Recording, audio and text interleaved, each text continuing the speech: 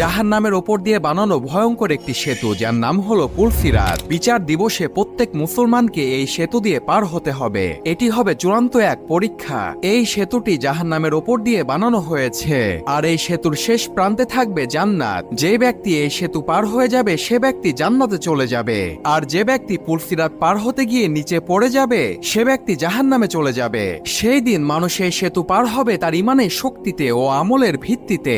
দুনিয়ার জীবনে যে যত বেশি আমল করবে তারা খুব সহজেই এই সেতু পার হয়ে যাবে। মুমিন ব্যক্তিরা এই সেতু আলোর গতিতে পার হয়ে যাবে।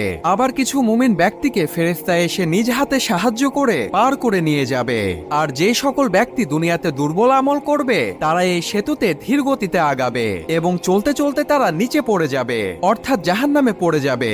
একবার চিন্তা করে দেখুন, আপনি এমন একটি ব্রিজ পার হচ্ছেন যার নিচে জাহান্নামের আগুন দাউ দাউ করে জ্বলছে। এই দৃশ্যটা কতটা ভয়ঙ্কর হতে পারে।